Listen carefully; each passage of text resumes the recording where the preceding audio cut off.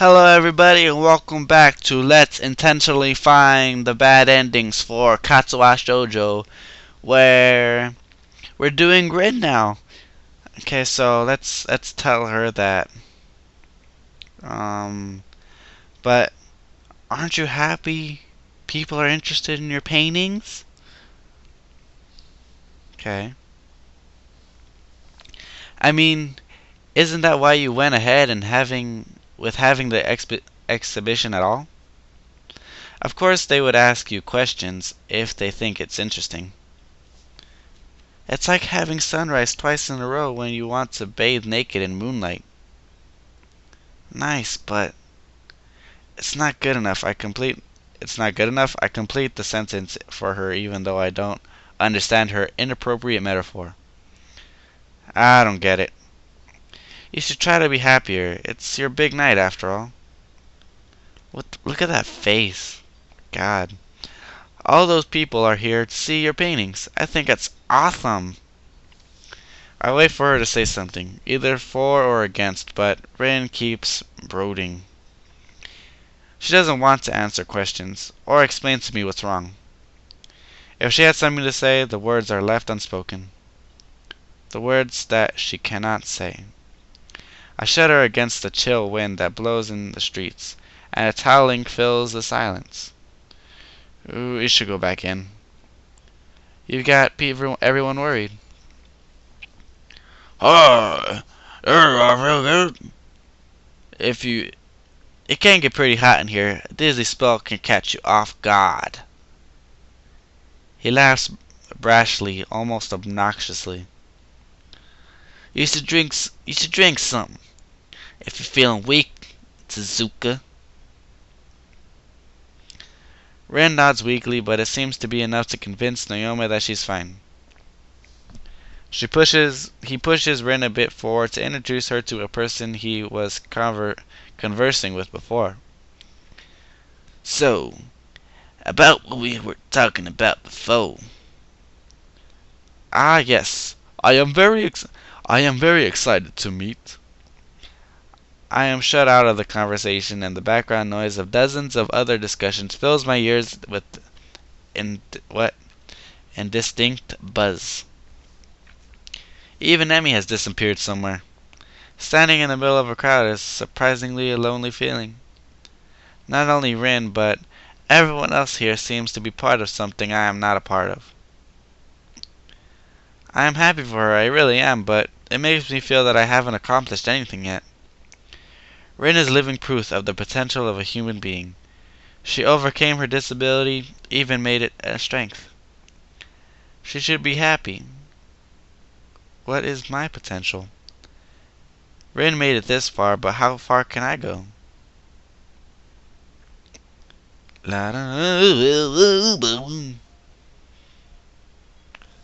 Katawa Shoujo.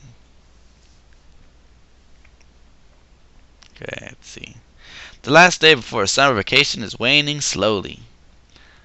Science is the final exam for the trimester, and then we are free. The collective yearning for liberty is almost palpable in the classroom. Even though the weather seems a tad cloudy. It might rain today. Who knows? I've already finished the test because it was pretty easy, so I'm doodling lazily on the flip side of the paper, waiting for Matao to call time. It also prevents Misha from trying to covertly look at my answers over my shoulder. She might fool the inattentive teacher, but I can tell that she is trying to look. I guess it's her best bet at passing the test. It doesn't make me feel any mercy though, so I just ignore her and look around me. What the hell's that? It's quiet. The only sound in the classroom are the quiet scuffling of paper of Matao's constant coughing. And Matao's coughing. It makes my awareness of the surroundings slowly drift to the backstage of consciousness, giving room to other things. Vacation, huh? Some people will stay at the school even over the holidays. Some will go back to their families. I probably should make the trip back home and report to my parents that I'm alive and well. Not much to do at the school anymore, I suppose. Next trimester will be successful, or will be stressful. Everyone will be seriously start thinking about what to do after graduation, including moi. What the fuck is it? Look at this. A potted plant with a whatever. I look at my doodles, convince me to stop trying to salvage them. It's a mess of lifeless lines, a waste of paper. If it wasn't the flip side of my exam. Catch you on the flip side. Maybe it's because I didn't really set out to draw anything in particular, other than Rin, which is everywhere. I just wanted to kill some time, so the drawing became exactly like I am, without a direction to go to. It'd be easier if I had some special talent like Rin. She has it easy. Makes me kinda jealous. It pisses me off that she herself can't seem to be happy about it. Earn time! But that calls the end of the exam. Calls for the end of the exams, groans of displeasure for the half of the class. Okay. I don't blame them. The exam was kinda tricky. Mattel expects a lot of our class. Even though he's not strict at all, I guess he'd like all of us to become scientists. Put down your papers, please. The biggest groan comes to their desk to my side. Misha's despair is almost tangible. The dark aura of lost hope emanating from her seat makes me simultaneously frightened of the sympathetic to her and sympathetic to her. What? God, I suck at reading. Now then, there should be homeroom. There should be homeroom before you are free. But I only have a few announcements to make, so this should be over quickly. His announcements are never important, so I listen to him only with one ear. Misha seems to be too down in the dumps to even pretend attentiveness. She slumps her head against the desktop, looking stricken. Cheer up, Misha. It's vacation. Don't worry about the test. Thanks, Achan. Her frown becomes a small smile, and a sparkle of excitement lights in her eyes. What are you doing in the summer vacation, Achan? I'm going to Chan's place. They have this awesome and super cool mansion. I'm so excited. I'm sure it'll be the bestest summer vacation ever. She seems to have forgotten all about her misery in a few seconds and bounces up and down in her seat as if to pump up her excitement. I don't really have any plans, I guess. Is that so? Maybe you should. A finger tapping her shoulder steals Misha's attention away from me.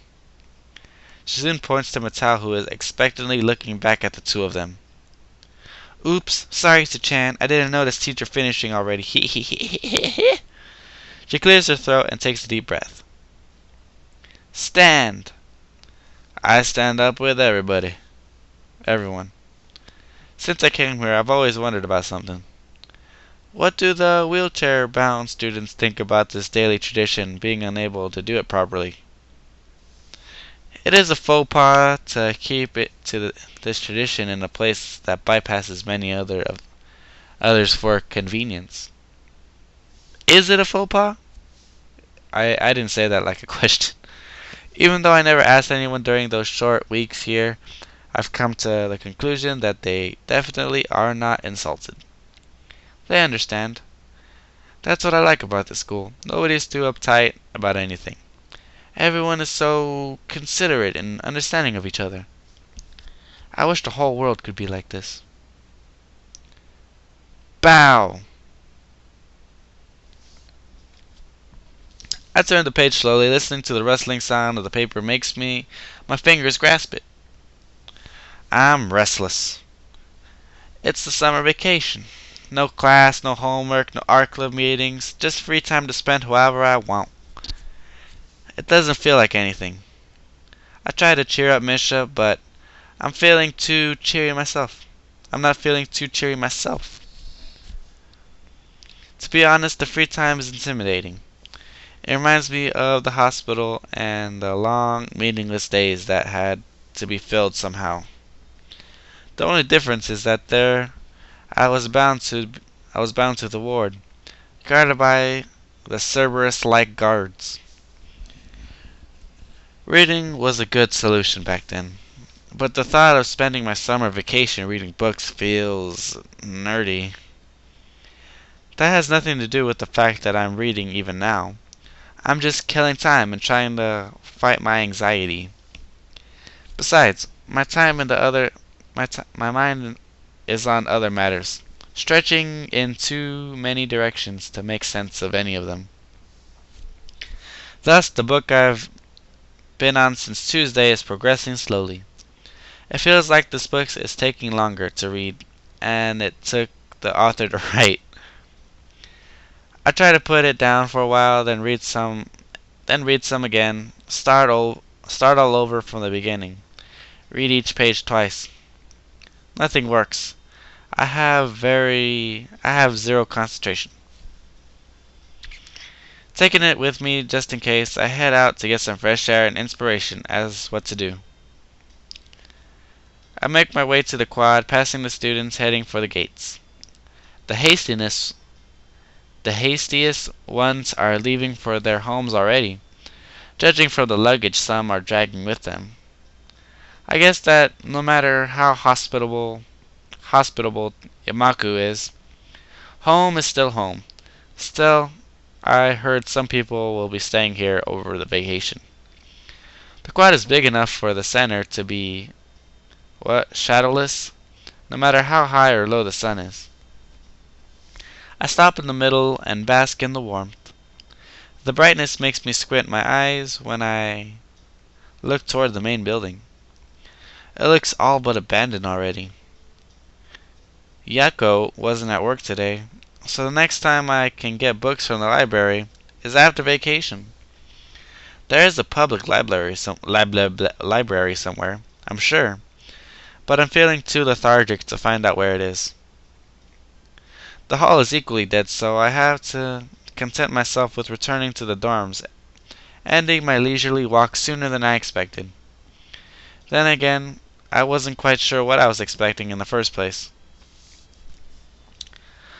On a moment of impulse, I enter the girls' dorm to see if Rin or Emmy are there. Neither is, so I go back to my room to dwell on my lethargy.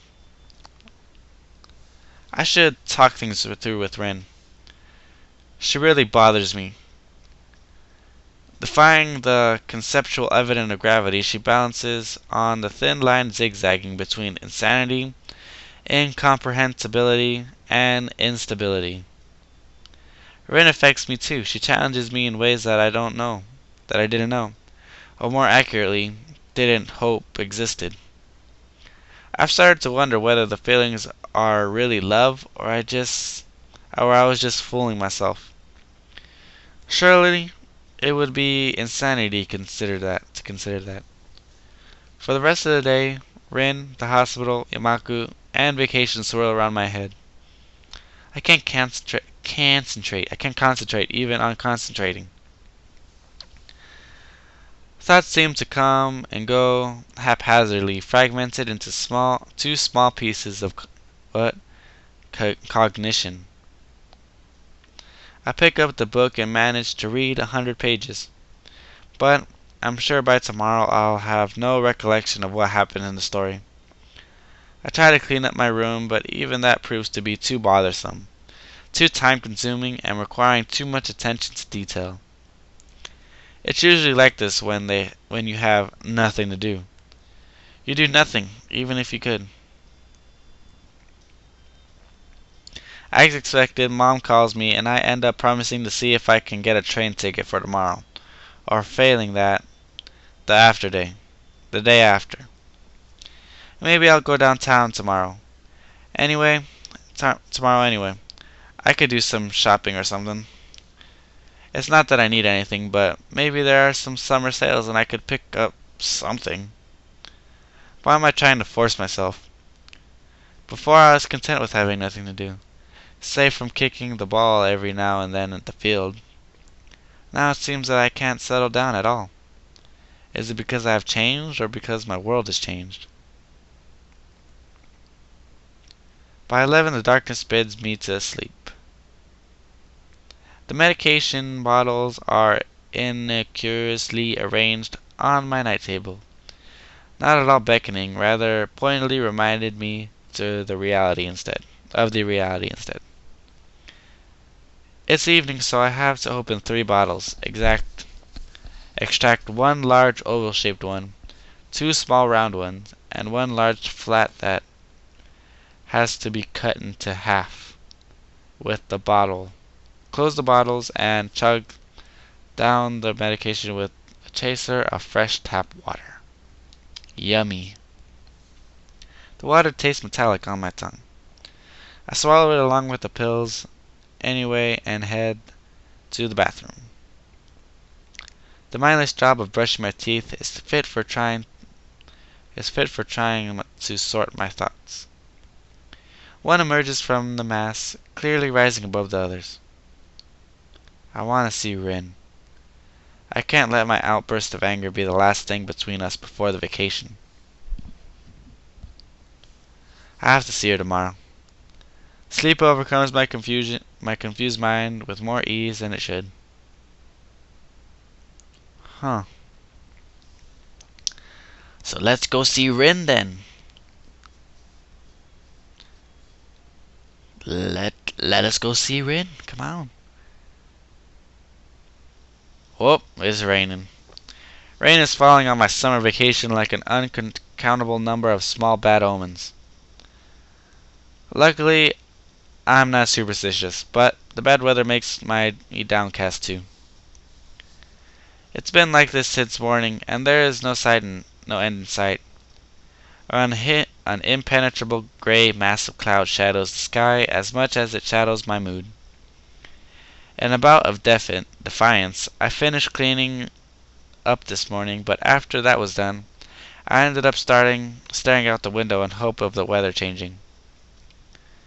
The incessant drumming of rainfall against the roof and the pavement is mesmerizing. A droning background noise to lose your mind into. Huh. Huh huh. This won't do. I have to get a move on. Should I pack now or later? I decide on the latter and make my way outside, pausing briefly at Kenji's door to listen to the odd chuckling sound from the other side. I don't dare to knock, out of fear of finding out what he is doing. Braving the rain from under my trusty umbrella, I cross the space to the girls' dorm. Knocking on Rin's door yields no answer, but the door behind me opens instead. It's Emmy! Hisao? Hi! Terrible weather. I even missed my morning jog. She frowns, but I would be glad if I was her. Emmy's morning jogs are anything but leisurely. Oh, hi, If you're looking for Rin, I don't think she's here. Have you seen her recently? Yeah, just this morning when I woke her up. The mention of waking up makes Emmy yawn like a cat and makes me feel silly. Of course she has seen Rin. Emmy wakes her up and helps her get dressed on most mornings. Even makes her lunch boxes every now and then. They are like sisters even though they seem to have nothing in common. She left for the gallery a few hours ago. Hey, are you listening? Maybe I'm making a funny face or something since Emmy tilts her face quizzically, looking at me with eyes round and inquisitive. Her innocent face seems to request my attention. Yeah, I'm listening. Can I ask you a question? Yeah, sure. She furrows her brow, licking her lips as if prepared for something. Why do you care so much about Rin? I mean, you probably hang around her more than I do. And we even slept in the same bed until or lately. After she banned you because you ravaged her hair. A shock of horror widens in Emmy's eyes at least twofold, making them seem even more saucer-like than usual. Like a healthy blush rises on her cheeks and ears. She told? Ugh, I'm going to strangle that wren, or something other horrible. What? I hold back my laughter, lest she direct her disdain to me. Disdain. Emmy recuperates quickly from the embarrassment and seems to forgive Rin in the same instant, getting her focus back on me. Anyway, are you in love with her or something? Uh-oh. This really feels like an elder sister questioning a suitor. Emmy is kinda nosy, and not in a good, happy way, if there is one to begin with. She makes a good partner for Misha, to be honest. The horror. That's already your second question, so I don't think I have to answer. I tried to conjure up a front made of pure, crystallized cool and uninvolvement. I wonder whether I managed to fool even myself. At least Emmy is wagging her eyebrows dangerously with a nasty smirk on her lips. Whoa, look at that face. Is that a yes? No, it's not a yes. Obviously unsatisfied at my refusal to the answer, her way too intimate question, she has enough sense to back off. Doesn't stop her from sticking out her tongue at me like a kid and giggling again. If that's your answer, I don't think I have to talk with you anymore. It's easy to see that she's not really angry. Besides, I have to go pack now. Mamas will be worried if I miss my bus. See ya. Yeah, bye. She retreats back into her room, leaving me alone in the hallway. What's between me and Rin is not her business, right? That's why I ended up not saying anything about our fight to Emmy. Rin must have not said anything either. I guess even though they are friends, there are things they don't talk about. Ugh.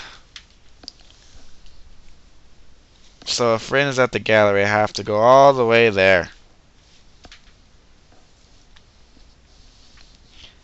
Not that I managed to get out of my room. I suppose it's not too much of a bother to go downtown. I could get a ticket, but the train back home will have to wait, at least until tomorrow. No way I'm going to carry baggage to the train station in the rain, even if there's not that much of it. Rain makes all outlines seem very unstable, as if they were fading away. The townscape turns into a shapeless collection of various fuzzy tones of gray, instead of distinct forms of buildings and cars. Those poor souls who are forced into the downpour try to make as much haste as they possibly can, pitying each other for their sharing misery. I turn the final corner, the 22nd corner, so to say, and immediately feel stupid for being amused by my own pun. The door beckons me with promises of warmth. The rainwater dripping from my umbrella makes interesting, almost artistic patterns on the floor. I am not wet, apart from my shoes that leave small puddles in my wake, completing the rainwater artwork. Namiya is here too, chatting to say at the back of the gallery. Ren's nowhere to be seen though. Maybe she's upstairs. There are no customers though, which figures considering the bucket loads of water dropping on the neck of anyone daring to brave the weather today. Welcome. Hello, sorry to interrupt. Good afternoon, Nakai. Came all the way here to visit. No, I think it was just an impulse. I was just around the neighborhood shopping and decided to stop by. My reflexive, my reflexive reaction is a white lie, which surprises myself. Maybe I just don't want to say that I came specifically to see Rin, even though that much must be obvious. You chose a bad day for shopping. Would you like some tea to warm you up? Thank you, but I'm fine, really. The weather could be better, though. Rain on the first day of vacation is a bit depressing. Ha ha ha ha ha ha. Well, I'm sure it'll get better. Nomiya offers his hearty laughter, bordering on abrasive. Rain doesn't get you down, teacher? Well, I do prefer clear weather as well. I was actually leaning just now to meet someone, and I'd prefer not getting my jacket soaked. It's rather expensive. But, of course, I'm in a good mood. What do you think about the expedition? Exhibition. It was wonderful, wasn't it? Yeah, it was very fancy. My unenthusiastic answer only spurs him to carry on walking around the gallery while blabbering about the opening. He talks more and louder when he's moving. It's something I noticed at the club meetings too. We got to talk with many good people and make valuable contacts. One of Tetsuya's paintings even got sold to a collector from Osaka. I follow his eyes to the empty space on the walls. I can't even remember which painting was hanging on that spot. Well, it's gone now. It was lucky that she was alright despite that dizzy spell. She got a little quiet. She got a little quiet though, so I told her to rest well. Then again, she always been pretty shy. Shy? Whatever. I just nod along with the teacher. The reception was very positive in general. I might be able to get one of my friends to write a little article on the magazine too. Shichichi, we're meeting. You're making Mr. Takata wait. Say's remark makes him stop in his tracks and check his wristwatch. Naoma frowns in displeasure at the interruption to his trade. Right. Yes, well, I'll be off then. We'll meet in September, Nakai. Bye. Wow, a teacher really doesn't hold back when it comes to Ren, budding artist's career. I guess it takes a lot to succeed, but I suppose his job would be easier if Ren was more cooperative. She's too indecisive, even though she's doing just fine. Like that dizzy spell from the night before. She just got freaked out or something, but I didn't do anything to help her. I sigh. It feels like the gap between me and Ren is only widening. She's going to become something great while I'm still feeling like I'm bogged down, despite promising myself to try and make something of my life. On top of that, we had that fight, and the longer we keep not talking, the harder the wounds become to heal. If that even is what we want, I never found out what Rin felt. And now I'm not sure what I feel myself. I wish I could understand her, but Rin is not very open for interpretation. Not that she's hiding anything, she just seems to defy my attempts at making sense of what she is talking about on any given day. Something on your mind? I realize I've been spacing out in the middle of the gallery for who knows how long. Nothing special. I pretend to study the closest painting to distract her. I've seen it before. The now all too familiar strokes of color twisting and melting into each other, seemingly randomly, still manage to feel like there is something happening behind the scenes, so to speak. Ren's style is very much like her, abstract, incomprehensible, colorful, mysterious. I wonder if to understand an artist, one must understand art. Um, I may have a question. Oh? She looks up from the magazine she was idly leafing through, seemingly delighted at my display of unspecified interests. How do you interpret art? What do you mean? Her eyebrows rise high in questioning arcs, as if the question was too complicated to even begin to answer without clarification. Sorry if I'm asking something stupid. I don't think I really understand art like the pros do. There's no trick to it. Oh, there's no trick to it. Sai waves my question away with a simple but effective flick of the wrist.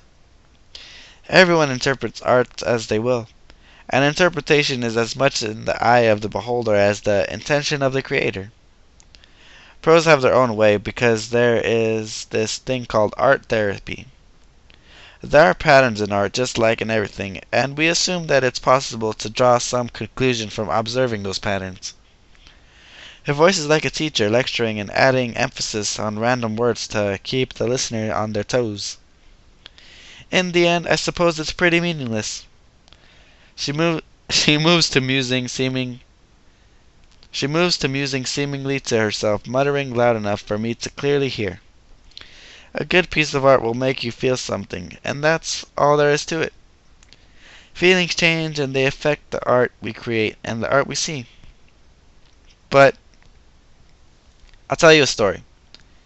Do you have to? The last one was depressing. It's important. Listen.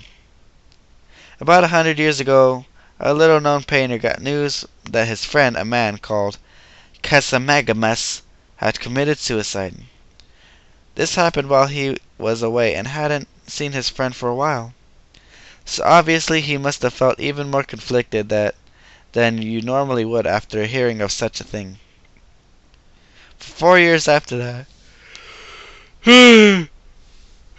Sorry guys, it's like 1 in the morning and I'm tired. I just want to finish this. For 4 years after that, our main character did nothing but monochromic paintings because he was so deeply affected by the news. Whatever he did, he always kept returning to the same color until it let him out of its grasp. She takes a little pause to check whether I was frowning. I am, to an extent, so I give her the prompt the storytelling seems to live for. So? It's hard to continue from that, so I can't seem to come up with the questions she wants me to come up with. Like a half-baked Socrates, she thought she laid out all the tools for a revelation in front of me. Don't you see the point yet? Only her students prove to be too dense to get it. She looks discontent at my slowness. Picasso's blue period is one of the most landed in the history of art, but who knows what he felt when he worked on those masterpieces? Sadness? Longing? Regret? Nobody can tell. If you now see one of the blue period paintings, you'd probably interpret it differently from before you knew about Picasso's friend Casablanca. Experiencing art is always personal, only interactive by chance of circumstances. There are a million explanations for any given piece of art, but it might be none of them are what the creator intended. No man is an island, you know? I nodded without understanding what the last remark meant. What she said made sense otherwise, except for one thing. If art is communication like Rin said, but everyone is talking their own secret language like Say said, What can anyone ever hope to communicate? It seems so futile and pointless. Art really is not a thing for me. Sal returns to her art magazine, and I make a round in the gallery, trying to see what Rin can see in her own paintings. You know what, guys? I think I'll stop here. Next time, we'll finish this up. So, see you guys later.